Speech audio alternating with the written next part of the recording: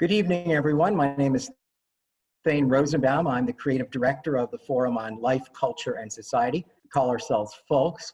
We're at Touro College, and welcome to the FOLCS film series, where we screen new and old films, and we have interesting conversations with special post-screening guests. Tonight's film, a brand new film. FOLCS had the advanced exclusive screening. Hopefully you've all seen the film in time for this conversation, directed by Sergio Navarretta, who will be with us in a moment, and of course the iconic star of this film, Gossett Jr., who many of you remember from his Oscar-winning performance in An Officer and a Gentleman, and then there are those who remember him for his Emmy-winning performance as Fiddler in Roots, and I really remember among all the portrayals that he's had, I remember him in that 1970s movie, The Deep, and of course, A Raisin in the Sun, which I think is one of his first films with Sidney Poitier. I think that was in 1961. He is an iconic Hollywood actor.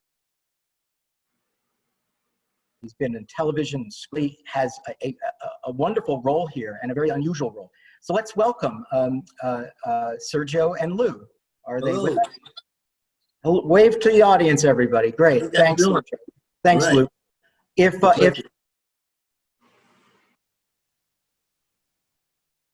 If the audience function of Zoom, if you want to ask questions of Sergio and Lou, you can use the Q&A button and we'll hopefully get to some of those questions.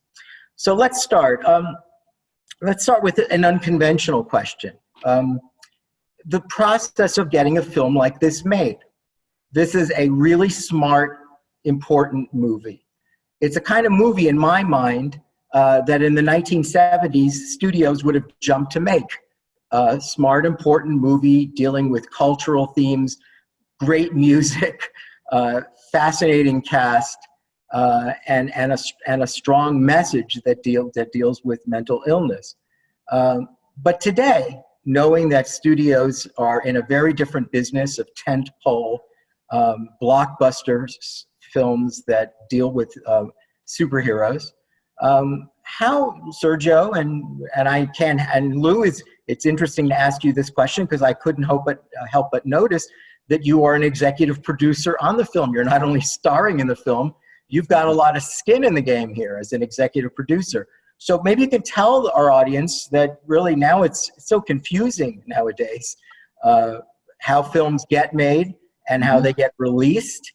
And nowadays in the era of COVID-19, the question is, where do they get seen? We had an advanced screening, but where will this go next? Amazon, Netflix? Sergio, help us understand how this gets made. Yeah, I mean, I think ultimately we're in a new climate and change is imminent. And I think in some ways this pandemic has really accelerated things that were already in the air. People were thinking about, how people consume content. More and more people are watching movies and television shows, from the comfort of their own home. So I think the exhibition business has been taking a hard look at this and saying, how can we reinvent ourselves? As artists, we strive to create, and regardless of how people consume it, I mean, we still strive to tell stories that will connect to an audience, whether it's virtually through a computer or ideally on a big screen. I mean, we went to the ends of the earth to seek out Cooke Pancros lenses from the 1960s to shoot this movie. We used an authentic Kodak film grain that we applied to the image, the digital image afterwards.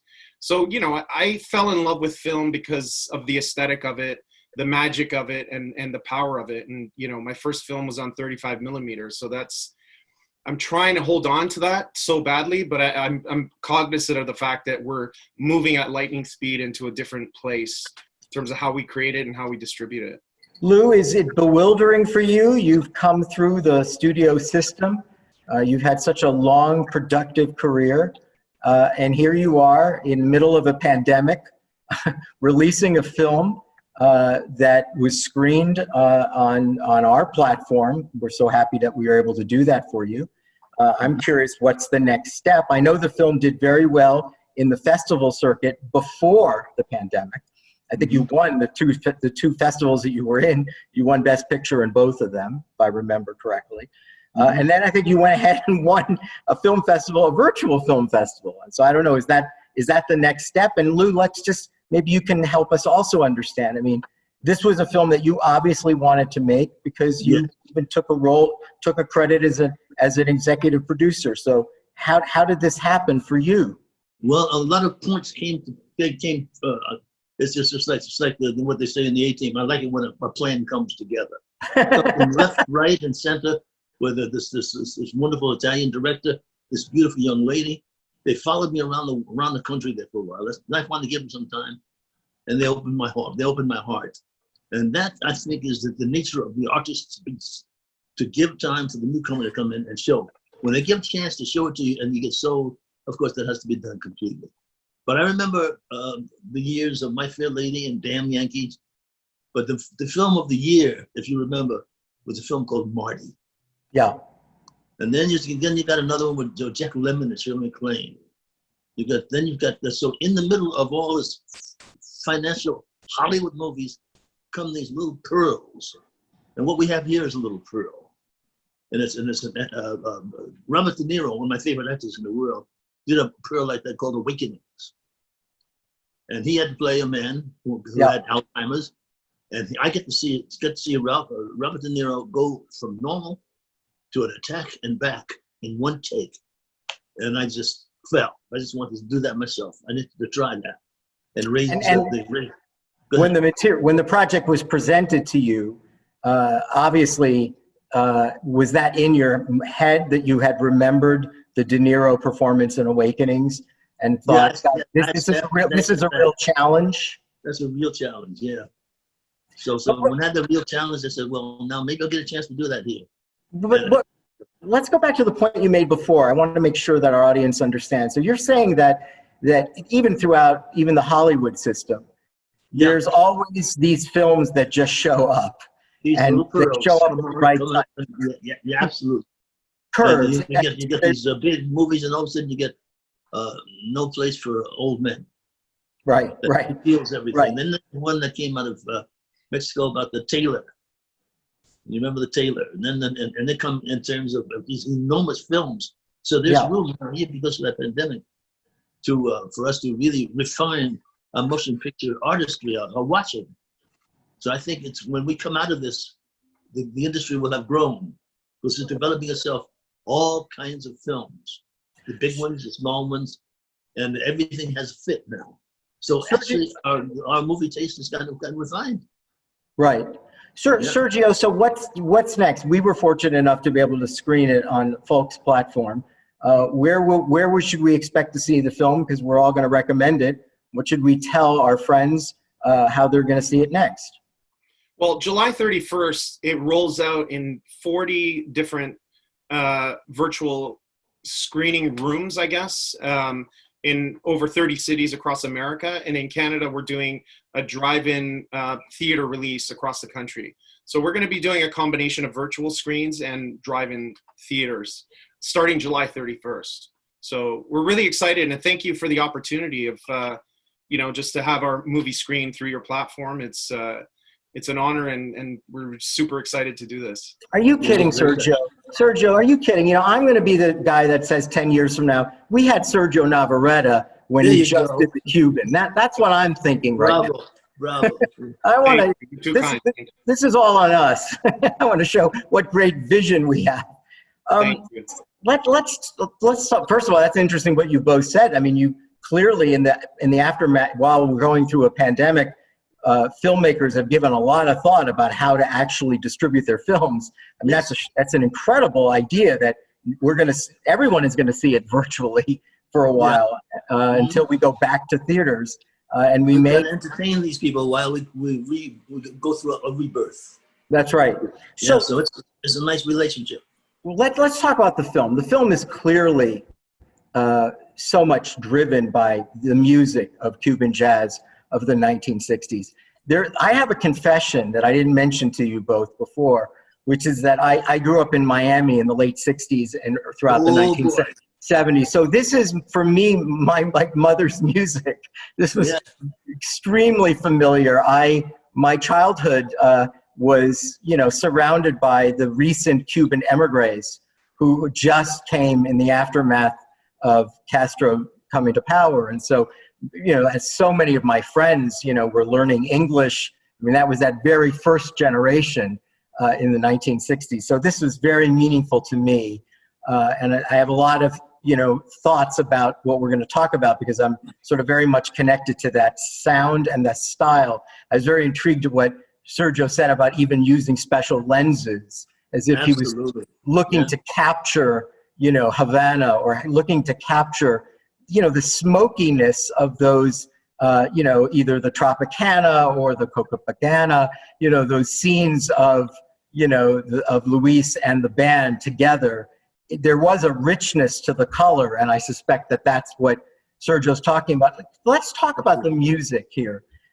It seems like there's two pathways for this music. One is that it's an entry point that seals a bond in the relationship between Mina and Luis, right? Mm-hmm. And then the other is that it somehow humanizes Luis, because he's sort of catatonic, he's revived through this music. That's putting a lot of pressure on music. Does it deserve it? Because in the movie, it's very convincing that the music managed to accomplish both of those things. Well, it did that to me in high school. That was our Afro-Cuban was it. There was Joe Cuba, there was Tito Puente, Tito Rodriguez, and Machito. And that's all we had in our dances and our parties. And we carried that music with us. And we had contests. And some of us would win those contests. And the merengue, the cha-cha-cha. We had it. We knew it by heart. Willie Bobo was one of our specialists, and so was Machito. We knew a little bit of the Spanish. And it was a love affair. We rubbed elbows with the music and the culture. It was fantastic. So, Sergio, what's your thought when you were filming and thinking about the film, that somehow what needed to be conveyed was that that there was a connection going to be built between these two characters, and it was going to come out of this mutual love of Cuban jazz, which is interesting on so many levels, because the film takes place in Canada, Mm-hmm. and it takes place with two emigres, Mm-hmm. right? I mean, two emigres, one a Cuban from Cuba who apparently lived for many years in New York but now lives in Canada, and a woman who was born in Afghanistan. It seems like an improbable connection, and yet the music does create that connection for them. Mm-hmm. Quite universal. Well, I think, ultimately, music has the power to transcend age, race, cultural, and religious differences. One thing that they have in common is that immigrant background. And I think being Canadian, it very much stems from an authentic place. I mean, when you grow up in Toronto and, your best friend's Jamaican, your other friend's Indian, like, it's just really a product of how we grew up here in a very multicultural city.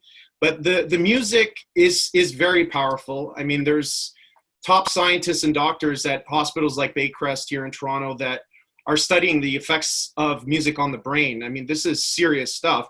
And, just in our own lives, we can see during this pandemic how much music has played such a role in lifting our spirits. And we all have, that handful of songs that when we hear it, it brings us back there immediately to a time and place where we fell in love for the first time or had our heart broken or whatever it is. I mean, powerful stuff.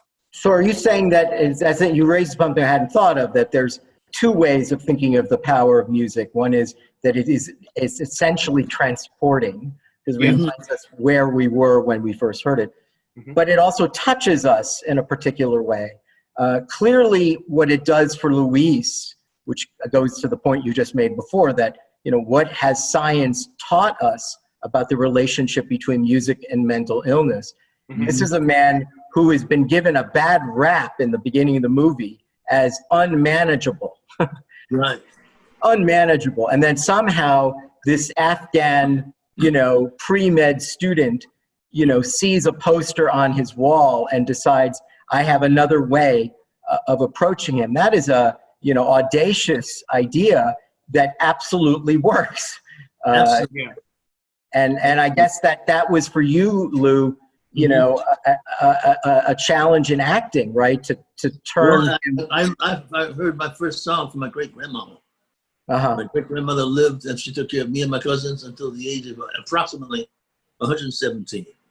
Wow. Stories that she was told, the way she rocked us when we were babies, the way she spoke to us, had been going on with my family for generations and generations. So now we're going back to this this love and conducting our story and our roots from one generation to the next, where everybody in the family has something to do with the success of the whole family. The whole, Right. yeah, and it's working, especially in the music. But it's interesting when you're saying that about the connection of the family. I find, the film has a sort of an essential sadness about both Luis and Nina, because they find each other because in many ways, they need each other. Yeah. Yes, they did. Yeah, they need each other. Yeah. They're exiles. They've been abandoned. I was surprised in the film to learn that, in fact, the band ended up all back in Havana. That's right. Right. I mean, that's something that one would not have thought of, right? I mean, we don't know the story behind that, but the band returned to communist Cuba and looks as if they, I wouldn't say, I don't know if they thrived, but it looks like there was life in communist Cuba for them. And I found it very sad to think that Luis was estranged from his son. From his woman. Yeah, and it's from his woman. It didn't seem as if the bargain of staying in the United States and then moving to Canada was such a good one after all. Mm-hmm. There's so many ways to get back to heaven, but we can't figure out where it is. But it happens to us if we have the right mindset. It's wonderful. It's really wonderful to be working again in Canada. That's a match made in heaven with me and Canadians. Right. So Sergio, this idea of the displacement and the connection between these two characters, was that is all in the script, or did you catch us with camera? Because the film is very visual, as we know. Yeah. But remember, this is a movie that Lou Gossett Jr. Owns, and he doesn't have very much dialogue. For an Academy Award-winning actor, all this work is being done with his face and with a smile and his reaction to what he's hearing. What's that? The eyes are the window to the soul. Yeah. Through his eye. Yes. That's what you get. That's what you get when you bring on a living legend and a Oscar-winning actor like Lou Gossett Jr. Bring that experience, those instincts, and I knew it from the first time I called action. We were sort of joking around, and a lot of the chemistry that you see on camera really developed off camera. We developed that rapport and friendship and got to know each other with the lead actress, Anna Golia. So I think a lot of that translated on screen, and you see it certainly in the close-ups. And to your earlier point about the immigrant experience, I think as a product of immigrants living in Canada, I grew up in a place where I always felt displaced, never felt quite integrated or a part of society as we know it. And so, I think even the writer Alessandra Piccione felt the same way, that this was sort of, in a way, autobiographical, and that this, and I think it's universal. I think all immigrants coming into a new country feel that. So these two characters, regardless of age and background, come together and they teach each other something. Luis gets his final hurrah, gets his last gig on stage, which fulfills his dream and comes to life one last time, and she comes into her own, and being influenced by neorealism, I didn't want the arc to be massive, where they run off into the sunset and life is great. It's people die, life evolves and then it ends, and it's sort of a slice of life. But I hope that at least in the end, it leaves the audience feeling somewhat hopeful. There's an interesting moment in the film, I thought, when Luis turns to her and says she's an artist. As if he's defining her. She's a pre-med student. We're not sure how committed she is to this. Mm-hmm. But it's Luis that is pushing her back. It seems like their family, also the Afghan family, has a connection to music. that has been. You find the artistry in when you call somebody an artist, you look at, whatever their profession is one thing. But when they connect themselves with sound and dance and painting and all that, there's the artist in them. And that's in everyone. But it's interesting when you shot the film, right? Because I think it's a very powerful idea that the connection is not just that they're exiled and immigrants. Of course. Luis is also saying we have the artistic sensibility. We're both artists. It's interesting that the film, when they show the band, there is sort of a merger between the Elena and the Mina. Mm-hmm. So that it's as if he's imagining her in a way that she doesn't even imagine herself. And his imagination of her becomes realized, right? That's right. Yeah. Right. Which is really an interesting trick that only... There's the thing, apropos of the subject about Alzheimer's and music and stuff like that. What happens is that the magic is so strong. Yeah. It goes from Anna to my fiance in front of my very eyes. And that happens to most people if they have Alzheimer's and if they examine that. So he goes into this face and he didn't think he was ever going to see his woman he loves ever again. And there she is standing in front of him. Right. So as an actor, you have to think about that. How are you going to do that moment? And the moment has to be real and organic. So when I looked at her, I saw my future wife. Right. And I didn't see Anna. So then somebody had to get me out of that and I had to look again. So there is one of the ways that I think elders go through Alzheimer's. Right. And remember... It really is, it's a testament to the power of the imagination. So I'm really passionate about this stuff because whether... I know people with schizophrenia and they're living in an entire world that's so real to them. I had an experience once in a nursing home where a relative mistaken me for somebody that she was in love with during World War II, a soldier. And she stood up and looked in my eyes and we had this moment. And I could tell that whatever she was experiencing in her mind was as real as me standing there. So absolutely. So that inspired a lot of what you see. And I also went into nursing homes and met former artists and musicians and who were catatonic. And then we played music to them and I seen them come to life. I needed to witness that in order to pretend it, in order to represent it on film. And, that's sort of that was some of the work that I did, the inspiration and the writer to kind of come up with that. We've seen music in film before, even in a connection with, say, psychosis or schizophrenia. Shine comes to mind. Yeah. And of course, we've seen other films that deal with schizophrenia, from A Beautiful Mind. Yeah. But we've also seen a lot of films not a lot, but a fair amount that the Cuban will now be listed among, which films that deal with Alzheimer and dementia, like just recently, Julie Christie did Away from Her. Yep. There was a film with Judi Dench called Iris, about Iris Murdoch. I remember that, yeah. I think Julianne Moore did one film. What was hers called? Still Alice. Still Alice. And of course, one of those tearjerkers that everyone loves, The Notebook. The Notebook. These are all films. I'm wondering, as artists, is there more? It's a tough question. I don't think there's really a good answer. But is something about Alzheimer and dementia provide more narrative storytelling possibilities than the much darker visions of psychosis and schizophrenia? I mean, Schizophrenia, Sybil, these are dark, really hard to watch films. Is there something about the idea of someone reaching an age where they lose control of their memory, and that they're somehow, or lose in so many ways themselves, right? Trapped inside a mind that doesn't make the connection anymore. It seems to me really very dramatic as a storytelling possibility. Do you think that's true generally about these kinds of films?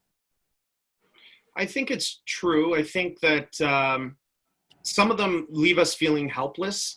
I think what I learned meeting one artist in particular and his wife, she said, he's just fine. He's living in his fantasies and he confuses fantasy with reality. He's doing okay. And sometimes in the nursing home, he would forget about his wife and find a new girlfriend. I mean, he was just, so the more painful part really is the partner, the children. I think that's the tragedy, is how it affects everybody around them. And here we see a man who's completely isolated, and our nursing homes are filled with legends and people that have, incredible stories and histories that now have been forgotten. And we've learned this, through COVID. We've had to take a hard look at the long-term care disaster and our elders and our relationship to them. So there's an actress I worked with, I cannot remember her name right now. She was married to John Cassavetes.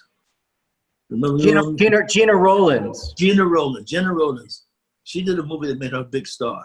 Yeah. You remember the name of that movie? Is that The Notebook that she was in? No, it was something with a lady's name. Oh, yes, of course. Gloria. Gloria, and then she did another one. Very similar. Yeah, Gloria is the one that I remember. Yeah, but Gloria and the one before that one. It's an incredible moment she had to do. She had to do it violently sometimes and run in the streets. So she's a fantastic actress. Now that's the thing. Of course, Vivian Leigh also. So can we go back to the nursing home idea? It is a sad twist of the COVID-19 that the most vulnerable population early on and still were the elderly in assisted living facilities. Yes. And in many ways, it's a horrible metaphor for what we do with old people. The movie makes, in my mind, a very strong statement about aging. It does. It's critical. It says it's very critical about the levels of discomfort that we all seem to have with aging, and our seeming inability or unwillingness to take care of the elderly. Was that part of what, in your mind, Sergio, was the message of the film? I was dealing with my own guilt around it. My dad passed away suddenly at 71. Was not expecting that. Just generally, I think collectively, it's something we're all uncomfortable with. The idea of aging and facing our own mortality. Hollywood is obsessed with youth and, fabricated beauty. And, I'm interested in stories that focus on, we'll call them mature audiences and maybe using mature actors. And every time I've ever pitched a project like that with more mature actors, I always get this, that kind of eye roll, with that distributors have in Hollywood, that they're just not interested in seeing that.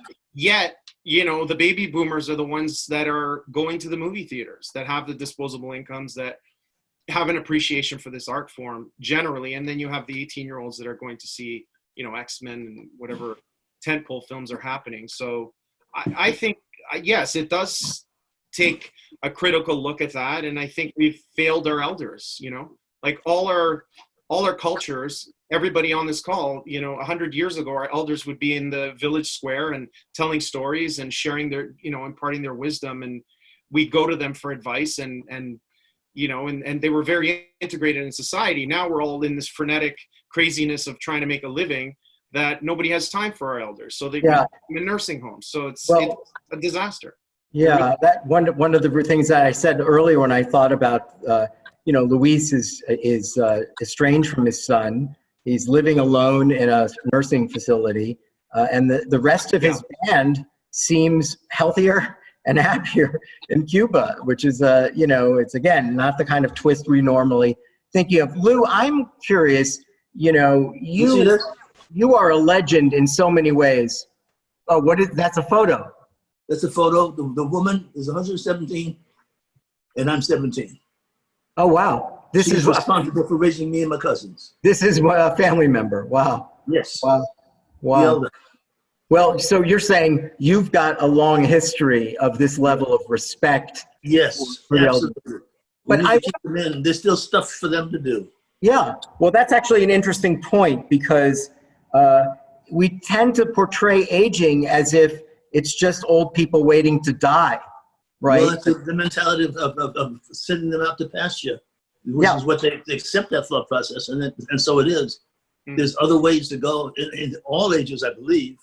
Right. And if we get back to that stuff that is expected of us, then that stuff will get back into normal. Well, one of the things the movie sends the message is that there's still more living. Absolutely. this idea that not only shouldn't be out to pasture, the scene of returning Luis to a nightclub to take the stage, how electric that scene is shot.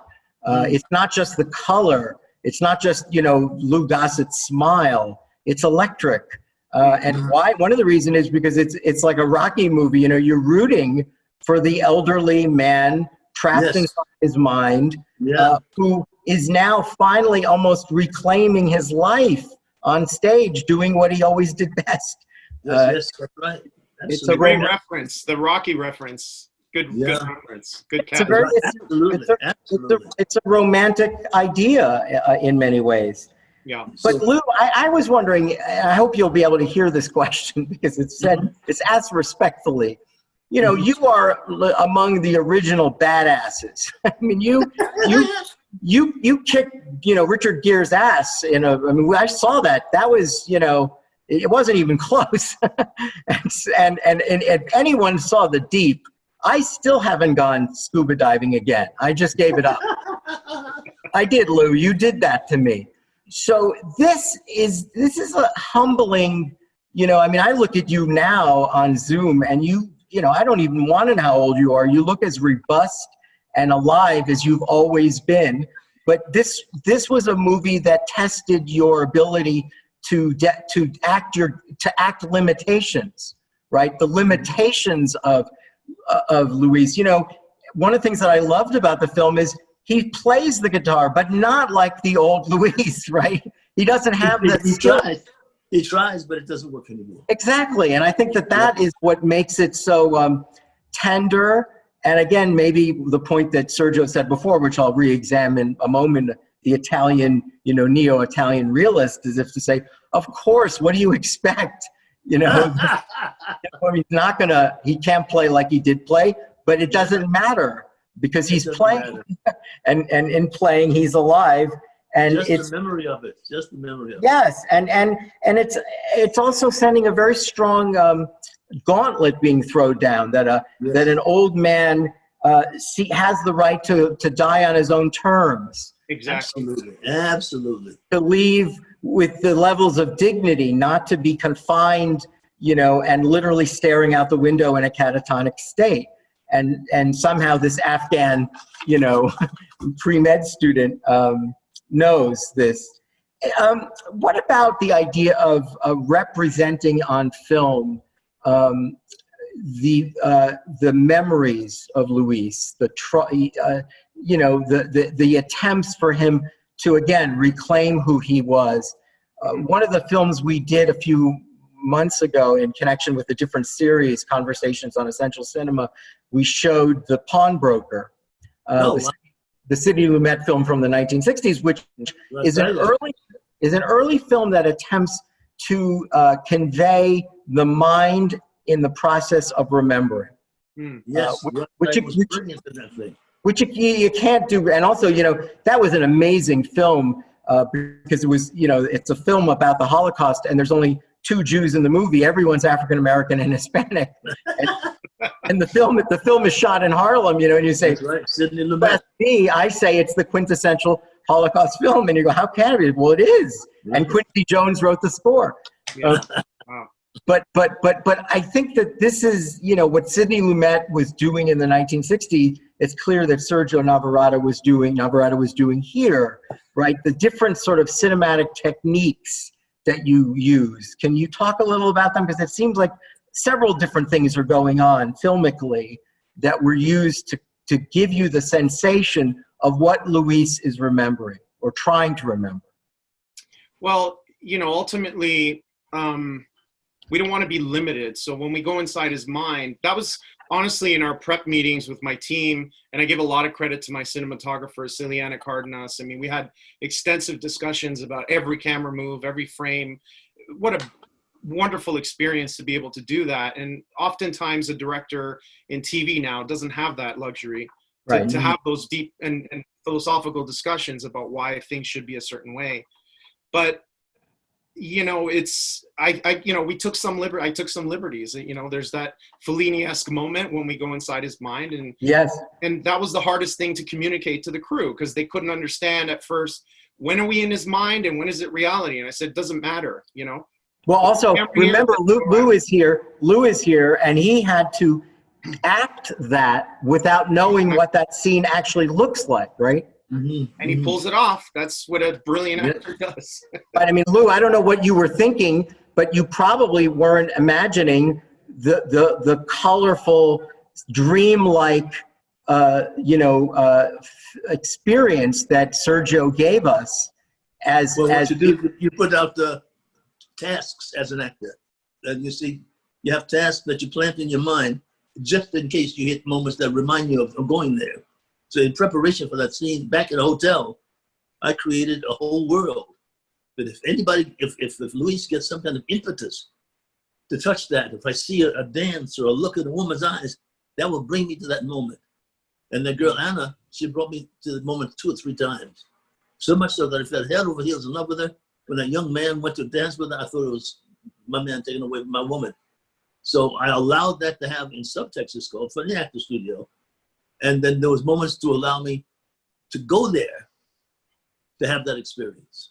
Yeah, that was an interesting scene, Lou. I don't know how Sergio directed that, because that was, that scene, that's the one time we see what we were told that Luis can do, an act of, spasmodic violence. He lashed out, but he recovers quickly, right, as he's being brought to the stage. And I wonder, right, that it's interesting that both things are happening at the same time. Had the boyfriend not asked the cut in, that scene might not have happened, right? It only happened because he cut in. And brought him back to his senses. But he then seems lost, and then he seems found again, right? As if being called to the stage does that.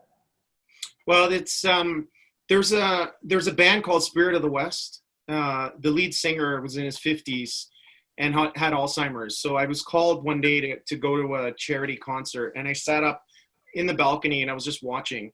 And he was brought on stage completely catatonic. And as soon as he started hearing the cheers of the audience and he's seen his band members and heard the tunes, boom, he just snapped right back into, his old self. So it's amazing how the mind works and how those triggers can really bring, people with Alzheimer's to those places fairly quickly.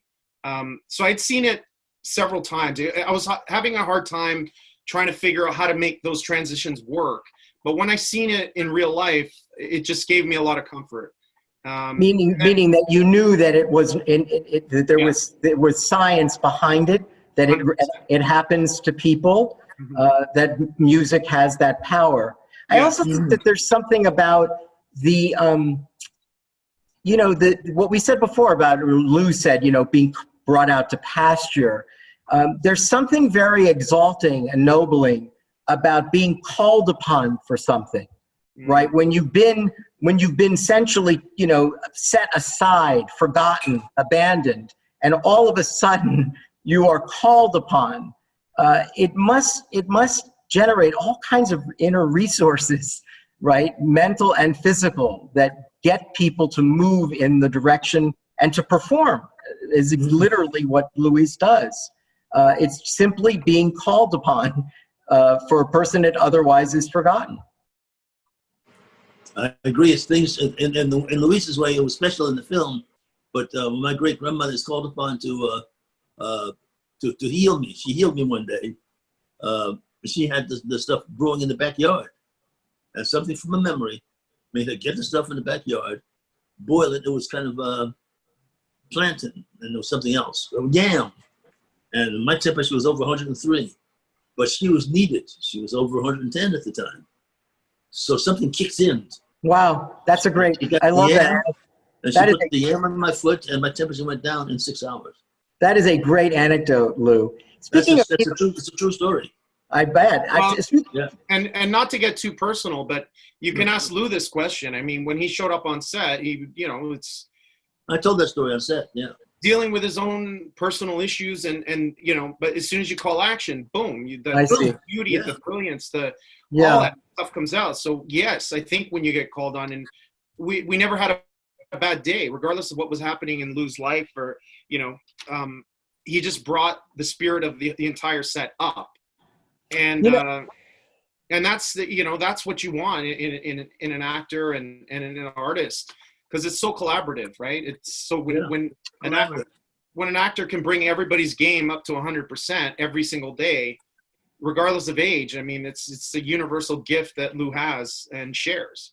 Well, what Lou's anecdote about healing is interesting, because in the movie, I mean, it's a very powerful statement. The assisted living facilities don't get depicted right, and neither do doctors in white coats. Because, there's an interesting moment where this is a woman, Mina is a pre-med student who's ambivalent about that. She, too, only seems alive when she's singing Cuban jazz.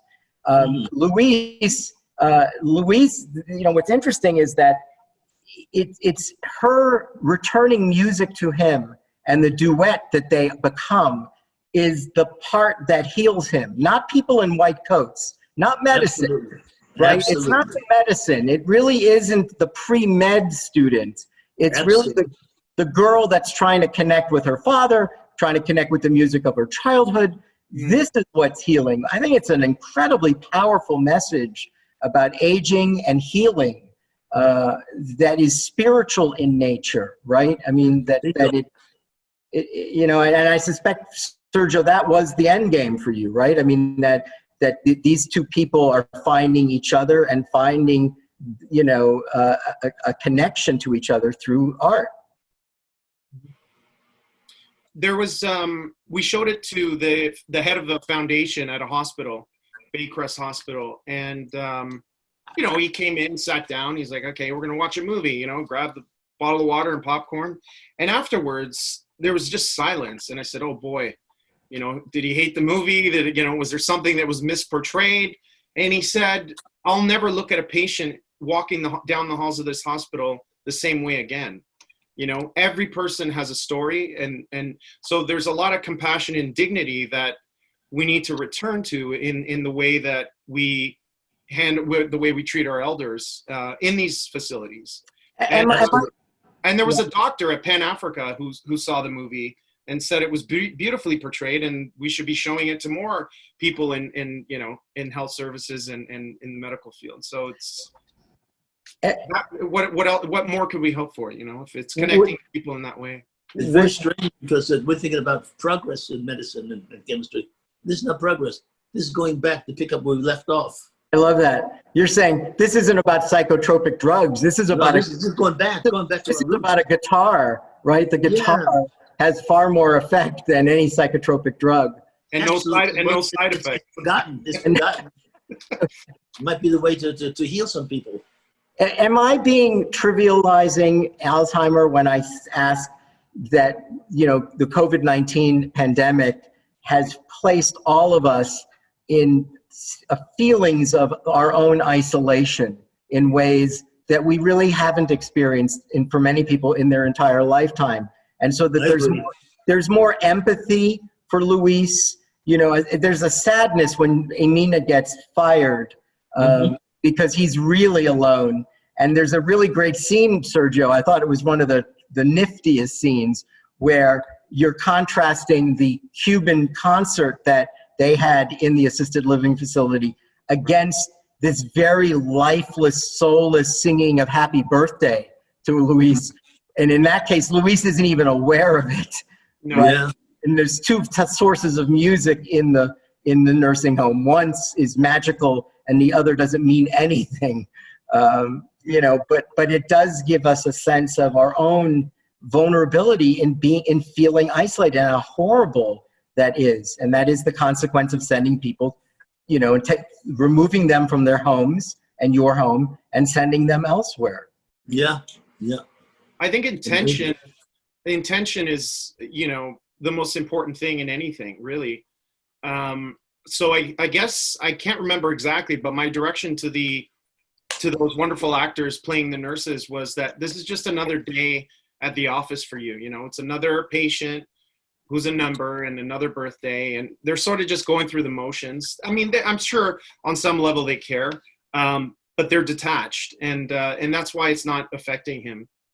So what about, and I think this is what you were saying before about, your use of color and the camera. I mean, look, I grew up in Miami, so I'm, to me, the Godfather 2 has meaning because I grew up in Miami, right? I mean, I understand what Godfather 2 is about. I get it.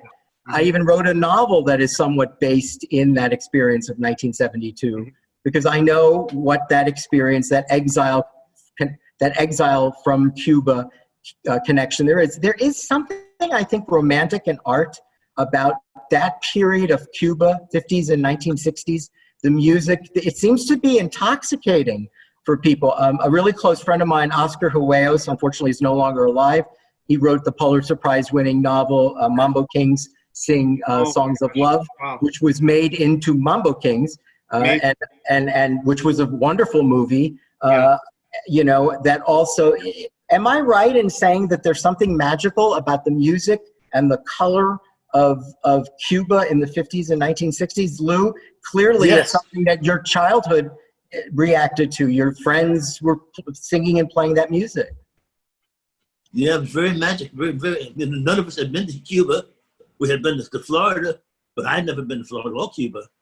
But something magic about that romance between Africa and the Latins, and that music, and the willingness to go there. My first dates were behind with Tito Puente and Machito, and they were named, and you could know what of those artists did what songs. We'd win all the contests, and they had little clubs for us to continue to entertain ourselves. It was very, very nice time in childhood. So Sergio, you stepped into this too. Something, I know that you have a musical background of your own, but I wonder whether you too connected to this period, because let me just say, even Mina connects to this period, right? She remembers, this is what my father used to listen to, right? This was the music in Afghanistan, of all places, in Kabul, right? There's something, I think, magical about that time. And I think you did a very good job with, not a lot of time to do it in the film, to give us the feeling, the essence of it. Did it have meaning for you too, Cuba of that era? 100%. So I was a huge fan of Afro-Cuban jazz. It's a wonderful thing to examine because when you go to Cuba, you don't feel the racial tensions that you feel in other countries like the United States. Through music, they were able to transcend those barriers, and you have this fusion of African rhythms, that kind of spiritual bass and kind of, and then the Spanish flamenco guitar. When you fuse that together, you have this beautiful, infectious music that you hear throughout the streets. Very romantic. Very romantic. So romantic. And every corner in Havana, you have some street musician playing, and I was just reminded recently that when I hear Quizás, it brings me back to a memory of my parents when they were together dancing at I was 12 years old or something, at a local banquet hall. They used to have dances every Friday night, and the band was there playing, and my parents were dancing to Quizás. So the other thing you referenced Mambo Kings. I mean, it's kind of an embarrassing moment, but I was in Cannes and I met Antonio Banderas and I yelled out, "Mambo King," and he just looked back and he just laughed because I think he enjoyed the experience of it, and it shows on screen. And I don't know why I don't know why that movie resonated so much. I watched the movie and I ran out to buy the soundtrack, which in those days was on a cassette. So I shoved it in my car and I would just listen to it over and over and over again. Yeah, well, my friend Oscar, who's no longer alive, would have loved this anecdote from you, Sergio. I wish I could call him up now. I wish I could call him up now and tell him about it because he would have loved it. Let's talk a little about some of your earlier films, because you said a moment ago that you were influenced by the Italian neo-realist era. And there's a lot of social activism to the films. Also, realistic social and moral quandaries are being represented. You have one earlier film, Looking for Angelina, that dealt with domestic violence. In your mind, does the Cuban fit into a kind of Italian neo-realist portrait of a film that deals with very strong social messages? 100%. I think it's a continuation I hadn't thought about looking for Angelina in years, but when I think about it, even the aesthetic of it, the ethos, that just the undercurrent of it, the drive of it is very much in the same vein as the Cuban, and it's visceral, and that's what I wanted. And it's an examination of the human condition. Neorealism, even La Dolce Vita, which, I was on a thing the other day debating this with a film critic, is it's a social commentary. The opening scene, you have like a statue of a gold Jesus flying over the city of Rome, where the Vatican, resides, and it's a criticism of these institutions. And when you can use film responsibly and communicate a social message, I think that's the thrill.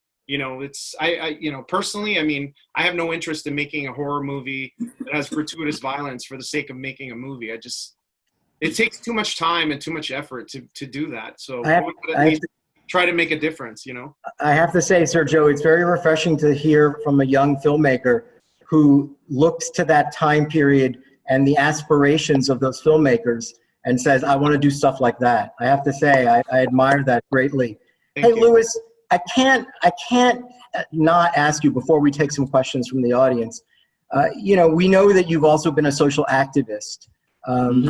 Have a foundation called Eraseism it's a perfect name, obviously, that deals with a number of other things from cultural inclusion to racial diversity.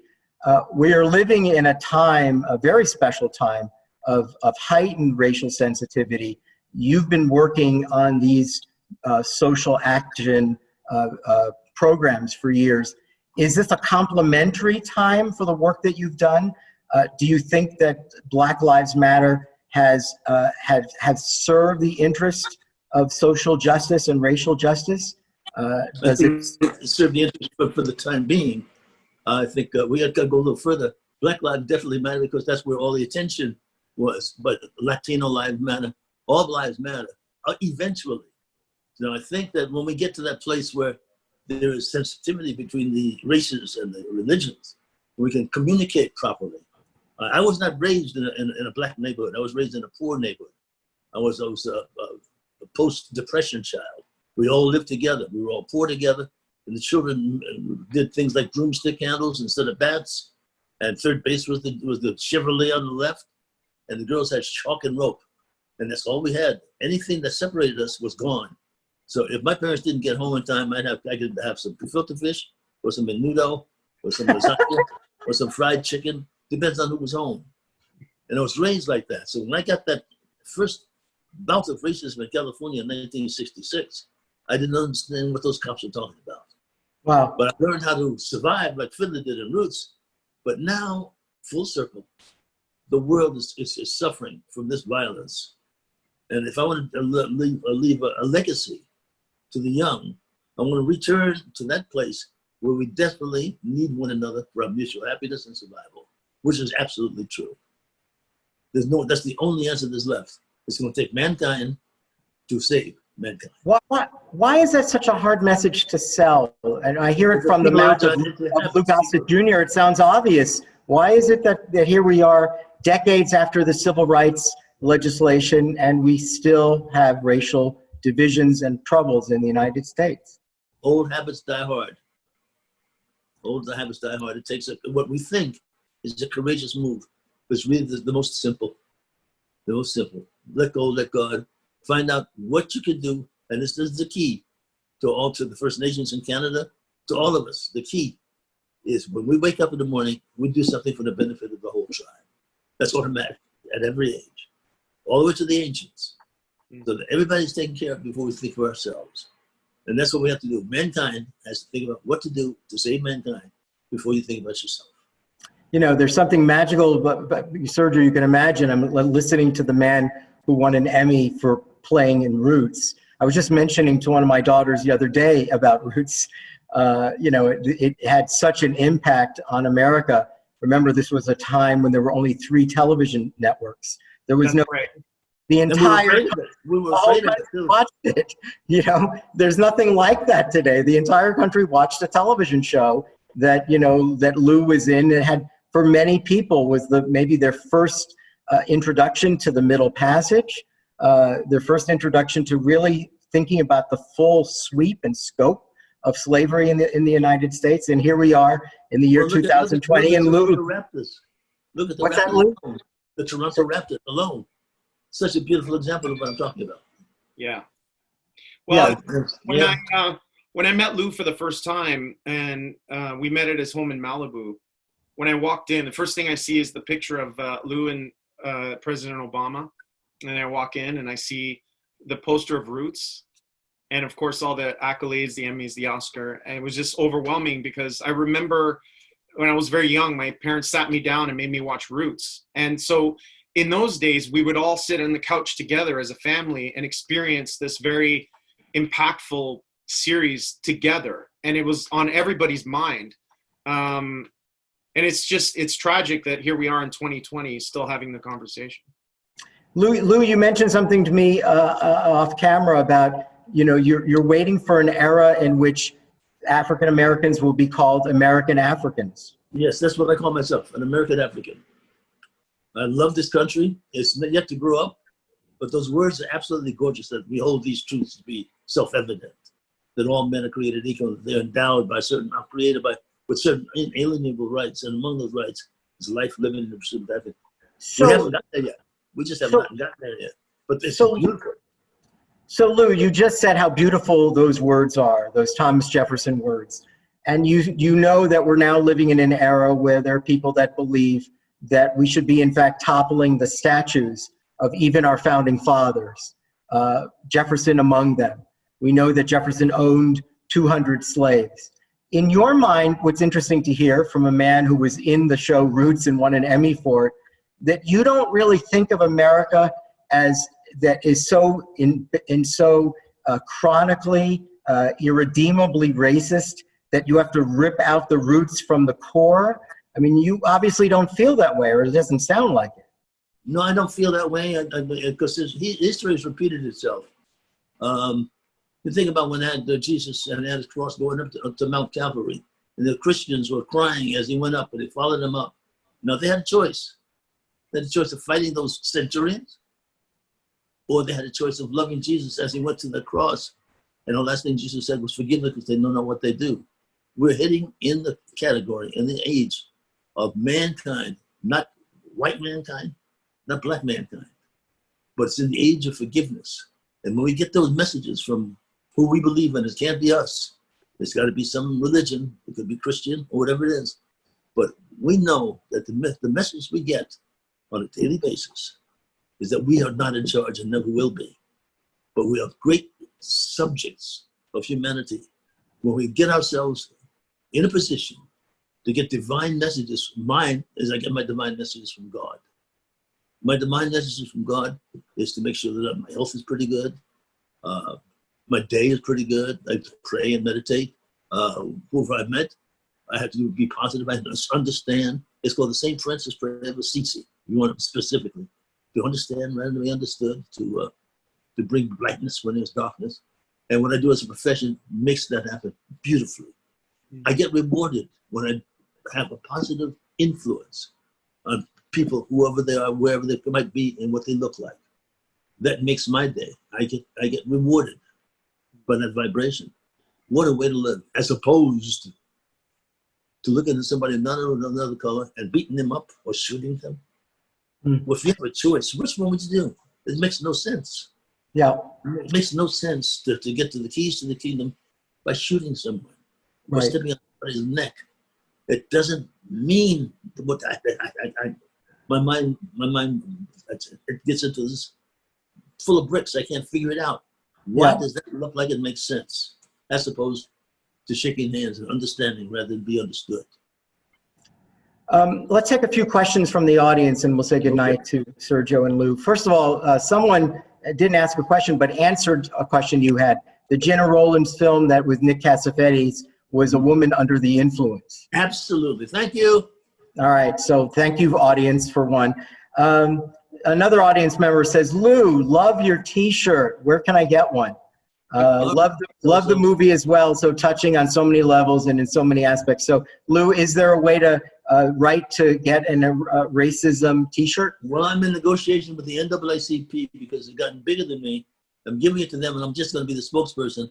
But if you put your names and numbers in a certain place and send it to me, I'll make sure that you get that T-shirt and you'll get the right size until that transition happens. I'll make sure you get that. We'll keep that audience members' information, and we'll hope to hear from you. Let's ask. Here's a question, I guess, for Sergio. For Sergio, what is something you learned from your earlier films that you brought to this film? Wow. To never compromise, to be flexible when needed. For example, shooting in Cuba, I went there with very stern and clear ideas about what I wanted. And Cuba, we talk about living in the present moment. Well, they actually do, just by necessity and circumstance. So when, shooting in Cuba, when I couldn't get what I wanted, I was forced to think about something else. And oftentimes I would dream up something better, whether it was at night through my dreams or, through in conversations with my crew. So being clear about what you want, but also leaving a little bit of flexibility for, as Quincy Jones says, leave the door open for God to come in when and what he means by that is just that creative genius out there that we're all trying to connect to. And then the most important thing is just to hire the best people. I've heard it over and over and over again through, Stanley Kubrick, through, I had a conversation with Alexander Payne before making this movie, and that message was loud and clear, hire the best artists, collaborators that you can. At the end of the day, we're all practitioners and we're all learning, and, hopefully I'll continue to learn, until, as long as I'm on the earth. But, working with Hilario Duran, who's a Grammy nominated pianist. Yeah. Brilliant. Yes, absolutely. He did the soundtrack, or Lou Gossett Jr. or Sheree Agdashlu, who's Oscar nominated, wonderful actress, Lauren Holly. And then the young Anna Golia, just learning from her instincts and her just sheer dedication and commitment to it. So those are some of the takeaways for me. And to really make projects that I believe in, because it's the only way that this is going to get me out of bed in the morning. I thought the decision to return her to Cuba, not Kabul or any place else, but to have her return to Cuba, and to revisit the world of Luis that he lost, it was a really wonderful ending. Not a Hollywood ending, just a wonderful ending. Thank you. Let's take one more question, and then we'll say goodnight to Sergio and Lou. How do we return? This was a person who said, what an intelligent film. Thank you for this. So hopeful. I loved it, love it, love it. And then he said, and he loved this illuminating conversation, how do we return to the compassion and dignity that Sergio was speaking about when it comes to our elderly? Do we have any answers? I mean, Lou was talking about some things that we could do or should do with respect to racial justice in America and race relations in America. Is there something are there some wise words that we can also offer to the audience about how to provide more dignity for the elderly in their last years of their lives? Take a message from that nurse, what she had to do. She did a lot of things to get to Luis. There's always a pathway to those elders that you know nothing about. But once you get them, keep them. It gives them a couple extra years of relevance on this planet. And they've got some gold comes out of those mountains and those energies. The Cuban, a wonderful treasure of a film. Tell your friends about it. Recommend it to everybody. I think in Sergio Navarretta, we have a really young filmmaker that we should keep looking at because we're not going to forget him. He's going to remind us with his future films. And Lou, what an honor, really, to have you with us here at FOLCS on so many levels. Your career is just, astounding on so many levels. Your capacity to move people over a lifetime of work in film and television is first among equals. So thank you, sir. Thank you, Sergio. Before we say goodnight, let's just introduce a few programs that are coming up. That's the one we just had. Yes, on Wednesday of this week, we have a FOLCS Conversation series. It's based on the Jeffrey Epstein affair. There are two lawyers in that photo who represented Jeffrey Epstein's victims. A Washington Post reporter is in there, and the director of a documentary, Filthy Rich, on Netflix about Jeffrey Epstein. That's on Wednesday night, July 29th. And our FOLCS Conversations on Essential Cinema has been so incredibly popular. We have two more coming up. On August 2nd, Dr. Zhivago with the young actress who was born in the Soviet Union, Margarita Leviva. She was most recently in HBO's The Deuce. She's got a series coming out on Netflix. She was a young girl who left the Soviet Union, and it will be really interesting to hear what she has to say about Dr. Zhivago on August 2nd. And then one more. Yes, that's Sharon Stone, August 26th. Sharon Stone will be with us for Casablanca, a film that she chose. And yes, it's going to be a nice night. I hope you and Lou should tune in. It will be interesting to hear what Sharon has to say about Casablanca. And then, of course, for our filmmakers, those who see Sergio Navarretta and say, I want to be just like him, we have good news. Our call for entries are being extended to July 31st. This is our annual international short film competition, a film in any genre, 20 minutes or less, dealing with social justice themes. We have a red carpet, and we give out the FOLCS Award. It's really been one of the most rewarding programs that we've had. We have films from Iran, South Korea, all throughout Western Europe, Latin America, Canada, and we can't wait to see these films. And we showcase the 8 finalists, and then we give out awards. So if you have any filmmakers in your life, go to folks.org and make sure that they submit for the International Short Film Competition. If you're not already on our website and our email list, this is the way to do it, folks.org, and you'll get notice of all of our future programs. You know that we haven't shut down during the pandemic, and we haven't charged for tickets either. If you're able to contribute to a worthy nonprofit, we'd be happy to hear from you. Thank you. Sergio, Lou, thank you both so much. This was wonderful. I hope you both come back, and it really, congratulations on such a wonderful achievement with the Cuban. Good night, everyone. See you Wednesday. Thanks, Bye-bye. Dane. Thank you, everybody. Thank you. Thank you so much. Bye-bye. Thanks, Lou. Thanks, Sergio.